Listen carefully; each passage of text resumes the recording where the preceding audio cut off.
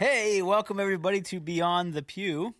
Welcome. We're back. We're Yeah, back. Eric, Episode what? 18, 19? Nope, I think this is episode 20 now. 20? Yeah. Wow, we've been doing this for 2 centuries in dates. 2 centuries? In dates. Decades. 2 decades. Because a century would be 100, Maybe one day. but a decade would be 10. 2 So decades. Okay, so 2 decades. 2 decades. We're getting there. We are getting there. Yeah, You seem like a chipper person today. You Yeah, having a it's good day? it's a great day to be here. You know, I'm excited. It's going All to right. be... Are you excited about today?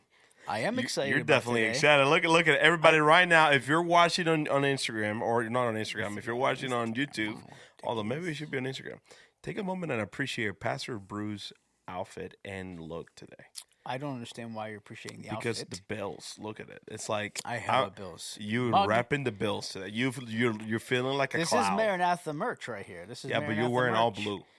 Well, it's Maranatha merch. Yeah, I like it though. I Okay. respect You must that. be feeling good as a Browns fan. I mean, Yeah. the Browns in a very rare form on like a Bigfoot sighting. They showed up and won in week 1 of the Wow. NFL season, which Really? is crazy. It's never Yeah. seen, but Ne- there never it was. seen before. Yeah. I mean, how did that end? You know, it was exciting. Their kicker, 58-yarder. I mean, if this was a sports podcast, we'd have a lot. We would have a to- lot. we'd Of, have there's a a lot lot of to talk bold- about that. Bold thoughts to share, but Yeah, bold thoughts. Yeah, But well, maybe that's an idea for another podcast. I don't know. But why we're here, Eric, is to talk about living beyond the pew. Right? Living beyond to the pew. Our listeners and Yeah. challenging them in that. And one of the things we do as we challenge people to live beyond the pew is we have some questions that come in or are submitted, sometimes from people who listen, sometimes from other staff members. That write out some questions and they just want to see us answer them. Yeah. If we're honest, Just to stir the pot. That's why some of these are kind of funny because they just want us to answer some funny Yeah. questions. But And if they want to ask any questions, what's the number that they text? why don't you tell us? This is It will be- episode 20. I told you Yeah. by episode 30, 37? Yeah. So do you know what it is? 330 Yep, you don't know it. You don't know it. Look at- 330. It's 330-331-6453. Yeah. 330-331-6453. Say it backwards. Nope. And so by episode 37, we're going to get you going. But we have a listener submitted question to start things off, Yeah. and it has to do with dinosaurs. Dinosaurs. So someone asked the question. It's not on my paper here. I don't know why I'm reading it because it just came in. It literally Just came in. It literally It's like- just came in right before we started recording the Beyond the Pew podcast. And the question was about dinosaurs. And the question was, are dinosaurs a conspiracy theory or did they really exist? Wow. Are dinosaurs a conspiracy theory or did they really exist? Are they like, just imagination running wild? Yeah. Or is it real? Is it authentic? Yeah. So Pastor Eric Gill, MDiv. What do you so- think about that question? So before I answer that question, I did something last week that I'm not proud of. Does this have anything to do with dinosaurs? No, but Okay. it will prelude. It's a prelude to this So conversation. you want to ignore the question? No, I'm gonna Okay. answer the Okay, question go ahead. to Yeah. my best ability. But I answer something without knowing entirely what it meant or having all the context in it. So last week, one of the questions I want to bring it up was about Isaiah chapter 6, and it was like, who sits at the throne? Who is the one sitting at the throne when Isaiah had the vision? And if I recall, I said God. But I did not consider John 12, I believe, where we're explicitly told that what Isaiah saw was because he saw Jesus sitting at the throne. So in light of that, I'm not going to make the same mistake and answer this as an absolute truth. Now, I'll tell you what the way that I would answer it. Before you answer that, can we just, in case, not that we won't expect everybody listens every single week because they Yeah, should. But in case they didn't watch last week, you're referencing Isaiah chapter 6, the throne room scene. Isaiah has a vision, and he says he sees one seated on the throne, train of his robe filled the temple. And we had discussed that last week. And the question was he God or was he Christ? is that a reference to Jesus? The true answer would be don't matter. But if you want to be particular, it would be Jesus, according to John 12. Yeah, the pre-incarnate Christ. John 12:41, John emphasizes that Isaiah saw a vision of the Lord in his glory, referencing Jesus. And so most commentators would agree that's what it's So I just want to yeah, clarify. if you're I got that confused wrong over that that, last yeah. week. But to this question of dinosaur, the way I would say is this, I'm not a scientist or anything like that, but we can come to the conclusion. I will come to the conclusion that dinosaurs were real. Now, what they look like and all that they, you know, what they look like, how big they were, how small they were, and all those things, I don't know. There is some, proofs that they exist just based on bones. You can make the argument that some of these are made up, some of them are not. Then I will go back and go to in the Bible. There's mentions of all of this big animals like the Leviathan is how you say Leviathan. yeah, that one nailed it, and other things like that. And so my argument with this would be that my argument would be that I would say dinosaurs were real. I wouldn't call them a conspiracy entirely. Now, how they look and what they look and what they did, what they ate, and all those things, and I would think that's a whole different story that I don't have the expertise to give. What about you? Yeah, I mean, it's a good question. Would you say would you include Bigfoot into that category of a dinosaur? Nope, I would not. Okay. Just because, to my knowledge, we have not received any kind of fossil record for Bigfoot that I'm aware of. Yeah. As far as that, I had mentioned Bigfoot earlier in the podcast. Yeah, you did. Almost right out the gate. But Yeah. I think when it comes to dinosaurs, the thing that would give me trouble to say they're conspiracy theory, one is we do have a fossil record as far as fossils that have been discovered and have been uprooted. It would seem like fossils from entire animals, dinosaurs, that it's hard to say something's not a rib when it's a rib, right? Or a femur bone or teeth or etc. So it would seem as though there have been pretty complete collections of fossils for these dinosaurs that are very large in size. And so whether or not the exterior, as far as the skin and the covering and everything else, is exactly as being portrayed, we don't know. Yeah. But it seems like there can be a pretty definitive structure put into place as far as bone structure and then what would follow outside of that. Yeah. So, I would say it'd be tough to say dinosaurs were simply a conspiracy theory because of the fossil record that we have.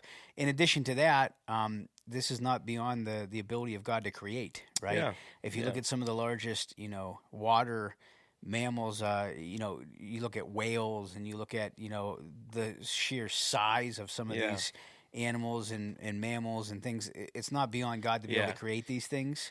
And the thing I will add to that, just because something don't exist today doesn't mean that it didn't exist, many years ago. Sure. You have to consider too that when, you think of the events of the flood, and even prior to the events of the flood, like those were the years that were the closest to creation. And so you're looking at seemingly at the most perfect world, or closest to the perfect world, right? Than what it is opposed to today. There was not the amount of pollution that we have today, the amount of contamination, all those different things that we cannot look at our today's world and say, well, there's no way that a dinosaur can survive today, so therefore there was never a dinosaur. Yeah, and I don't know that that's the argument so much. No, that I it know can't survive today, but I think too when you reference scripture about Leviathan, and there are other passages of scripture that would seem to fit some of the narrative of some of these animals that they're, I think in I don't know if it's in Job maybe, where it describes Leviathan, it describes the legs and the neck and the sheer size that would be similar to what some of the dinosaur fossil records would show. So I feel like there's biblical support for dinosaurs. I would throw this at you, and I need to come back to this. I don't remember from the top of my head. I think there is also even a reference of what it could be an argument to be like a dragon. I'm not saying that I believe that there is, but if I recall, there is some verses out there that could hint to that. That would be a fun thing to find. It would be a fun thing to find. Yeah. It would be a fun thing. Yeah, but don't quote me on that. Try to find that. You should try to find that for the next for Revelation the next podcast. chapter 32. Yeah, and maybe I will come back to it. Is there any other conspiracy? Are you a conspiracy guy? I'm not. Are you a conspiracy person? No, but I do find them intriguing. Okay. Well, any other ones you particularly find intriguing or that you are interested in? Well, let me ask you this: as an American, do you feel that the landing on the moon was true, or was it fake? I feel like the landing on the moon is genuine. I think that's you don't think it was a photo op? I do not. I do not. Do you? No, I mean you have. I'm you think Dominican. the world is flat? That's another one, right? That the world is flat. That Do there's you no- say that's a conspiracy theory, or is that an interpretation of the world's hemisphere, hemoglobin? I think it's a ridiculous interpretation that some people have come to. Yeah. That makes no sense to me. But to each his own. To each his own. I know some people are. I'm not. I'm not belittling anyone. I just personally think it's kind of crazy. What's others like well-known conspiracy theory? Well, there's a lot. There's a lot of conspiracy theories that are out there. From COVID conspiracy theories. We don't talk to about that in church. Government conspiracy theories to all Are kinds of conspiracy birds? theories. We know Pastor Bush loves birds. So do you believe that birds are spies or cameras from the I government? do not believe that the birds are spies or cameras from the government. Anyways, enough with the conspiracy. Yeah, so that's good. So you don't necessarily think that dinosaurs are a conspiracy theory, then? I do not. Okay. No, All not right. at all. Let me ask you a question here, Pastor Erick Gill, dad to 2 daughters. Ooh. And this isn't something you're necessarily thinking about maybe right now, but you soon will be. What should dating as a Christian look like compared to what is, I love the way this person put this, what is normal for our culture? Almost as though if you're a Christian dating, it's not normal. Yeah. But, what should dating for a Christian look like compared to what is normal for our culture? How would you answer that? Yeah, I mean, I don't know what when they're mentioning as far as like normal. I don't know what they're thinking. Like, is it like being extremely physical, like having intercourse? It's like what they're like. Wow. Yeah, You would- I mean, is Wow. that what they mean by that? I mean, that's normal in some cases. If that's the case, You then I went would say right absolutely there, not. Yeah, I huh? went right there. Yeah, you all thinking? Wow. Yeah, but I don't know. I mean, but maybe I don't know yeah. how many people, when they think about what should dating look like, the word that comes to mind is what you shared. But you have to. I would say that there's a lot of different. Yeah, but I mean, opinions. based on the question gives you two Yeah. the question is saying, remember the question. What should dating as a Christian look like compared to what is normal for our culture? Exactly. So my interpretation of the question is that is going very extremist. Is you have the Christian being over here and the normal being so separate from that. So what is normal that is different so what than would how? be normal for the world as opposed to what would Well, be? that's what I said. Being physical. Okay. Yeah, that will be something that you will see very often. Okay. And casually joke on. You will see it on media, social media. You will see it on movies, on TV show. I mean, there's TV show about teenagers doing whatever, So Yeah. I guess It's that's a very that. physical culture. Yeah, that we it's a live very in. physical Yeah. culture. And So, how would dating as a Christian differ from that? So what I would say, dating as a Christian would be, first of all, if you are dating, I would say my first thing would be, I don't think that you should date in high school. Let me start there. Really? I don't think that you should not. If you're choosing to date in high school, then that's my personal conviction. I think that my 3 rules of thumbs are: you have to be, if you're gonna date, you have to be spiritually mature, you have to be physically mature, and you have to be mature, emotionally mature. So those are my 3 criteria. Do you think any of those things can happen when you're a teenager? They can, which is why if you can do those 3 things, I know high schoolers that are spiritually mature, are physically, emotionally mature, and financially mature. And I will say, if they want to date, then yeah, that's on them. Now, more than often, that is not the case. They're lacking one of those areas, and strongly in one of those areas. And I think that when you put yourself in a position where you're not careful, where you're not having boundaries, where you're not necessarily in a position where you should be dating someone and opening up to someone emotionally and even physically, then you can put yourself in a dangerous situation. Which is why my advice is, don't date in high school.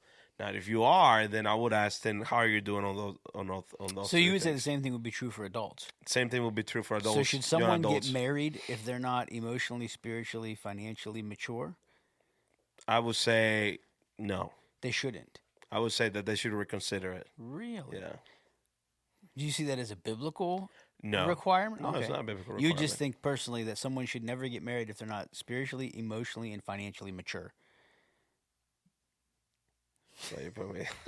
Well, that's what I'm asking. That's No, what- I mean, listen. Let's these are my standards. All right, these are my standards. And this is what would you fit your own standards when you got married? what Would you have fit your own standards when you got married? I met them to the best of my abilities. I did. Yeah.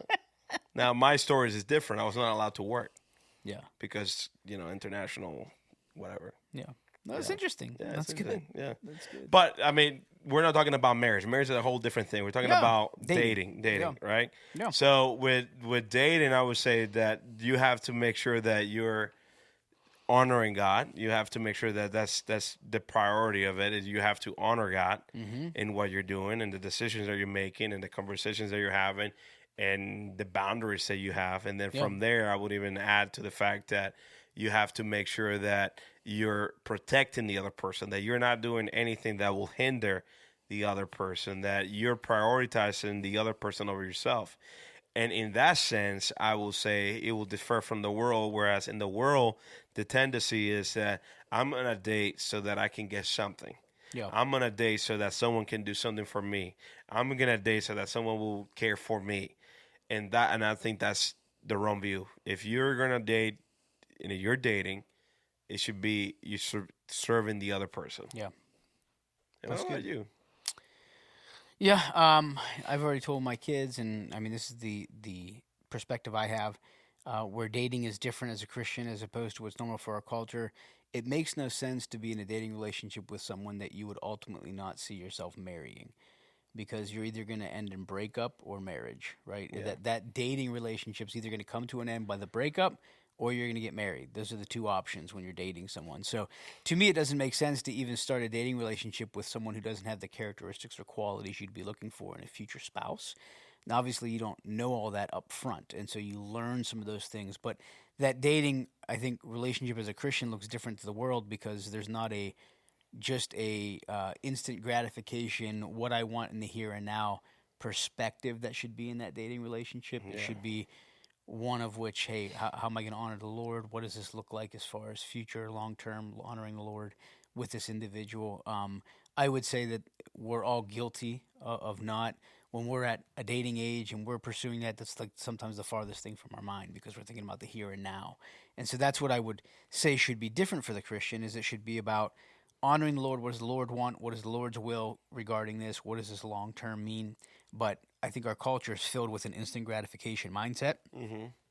So back to what you were saying about even the physical side of dating, there's an instant gratification mindset. There's not what does this mean long-term? How does this affect my emotional, spiritual, physical well-being long-term? Everything's about the here and now and about the immediate gratification. Yeah. And that's the culture we live in. But I would agree with you. There's really no reason to have a dating relationship with someone until there is some maturity there. Yeah. And certainly, I'm advising my girls, the older they get, if they're going to be interested in a young man, that he should be someone who loves the Lord, that has a relationship with Christ, that wants to honor the Lord in his relationship with Christ. Because if he's not willing to honor the Lord in his personal life, why would he care about honoring the Lord in their dating relationship or in their marriage, for that matter? So, I always tell the students, to the girls especially, I said, don't date a guy that takes you out on their parents' money. Yeah. So the guy needs to have a secure 401k, full-time No, but employment. he can find a job at McDonald's. He could. And make close to nothing. Actually, they make good money now, but so if your daughter was dating a guy and Emerson's dating and she's dating Fonzie and Fonzie. Fonzie, Arthur why Fonzarella, Fonzie? Why not Mark? Why not Paul? No, Where Fonzie. you go, Arthur Fonzie? Fonzarelli from Happy Days. You know Happy Days is? No, okay. He was like a kind of like a ladies' man. I don't know if you were going to be school. Hispanic or something. No. Man, you're always thinking. No, I don't know. But, you went there. She's dating the guy that all the ladies like, and they're gonna go out, and he's only in high school, and he doesn't have a full-time job. He works part-time and pays his own car insurance, etc. And he's gonna go out in a nice restaurant for your daughter, and he says, "Hey, I can pay for your meal, but the money's my dad's." Or you can pay for yourself. What would you prefer there? Well, is he working? Yeah. then that will fit the criteria. But it would be okay if it was his dad's money. You know as long what as- I'm expression made. I know that you're trying to find loopholes I'm just to just- push. I'm just Like playing you with start you. talking and you don't know where you're going. You're just hoping that you'll find I'm along just the kidding way. around with you. So Eric, let me ask you this. This is specifically for you. This is a question. It says for Eric. Yeah. What are your thoughts on Smells the like my wife wrote American it. church? What are your thoughts? What did you say? I said it smells like my wife wrote this. Oh, guy. what are your thoughts on the American Did church you? Yeah. after growing up in a different country Wait, you gotta. and culture? God, what What am I missing here? I just got confirmation. Okay. Who wrote it? Here's the question. What are your thoughts on the American church after growing up in a different country and culture? What are the good things and bad things you've noticed with how much we have physically compared to other places?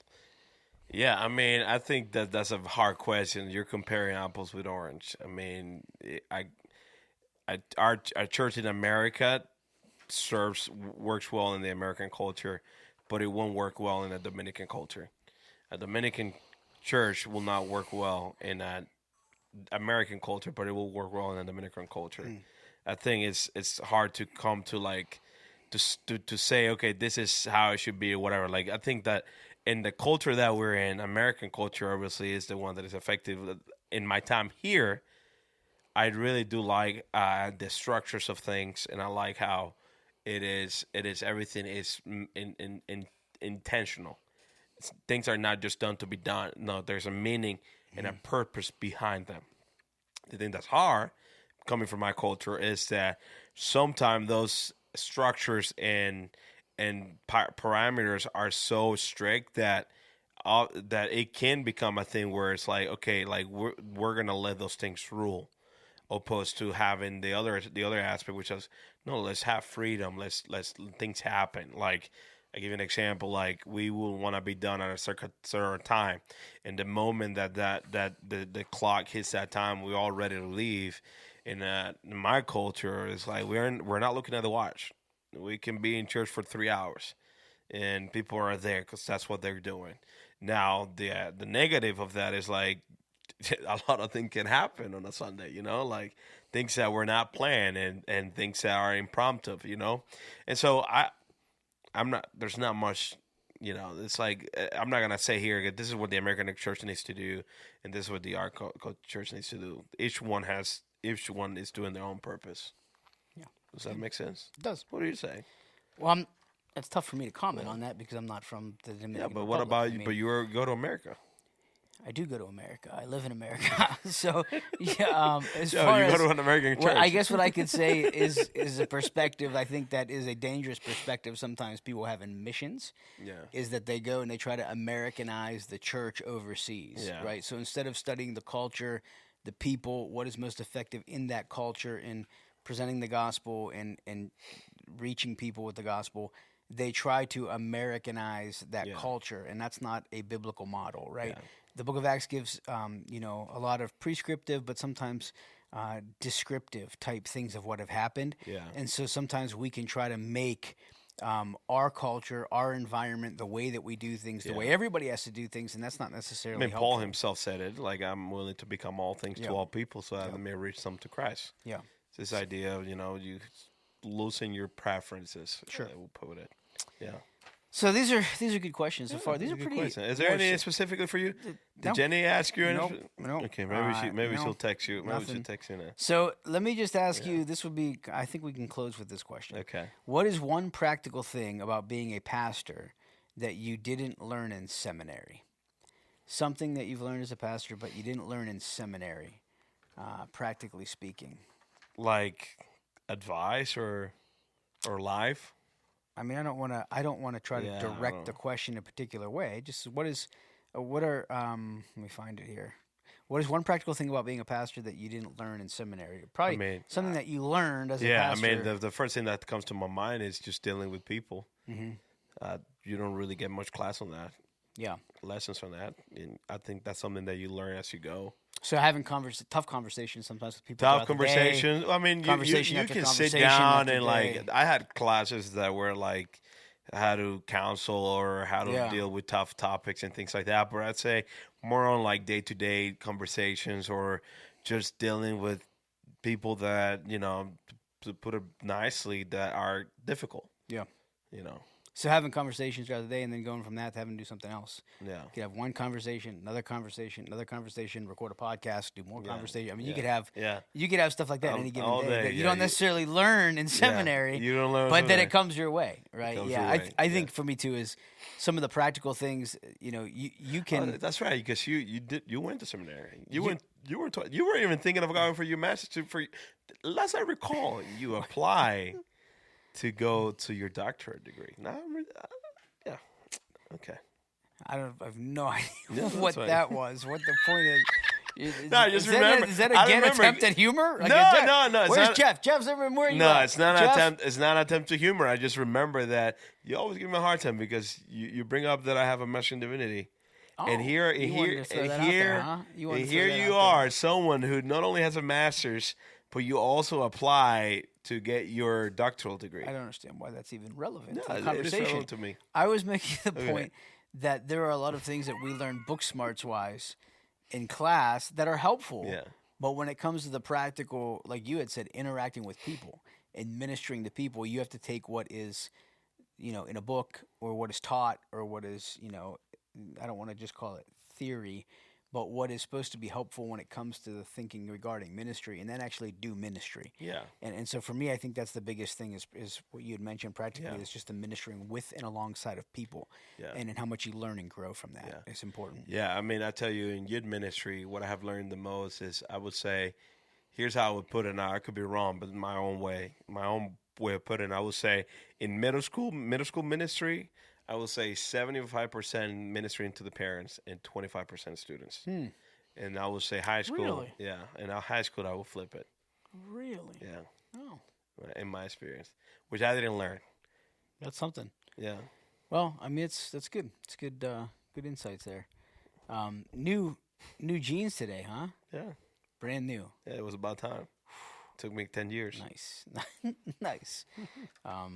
That's good. All right. Well, thank listen, you. Eric. Yeah.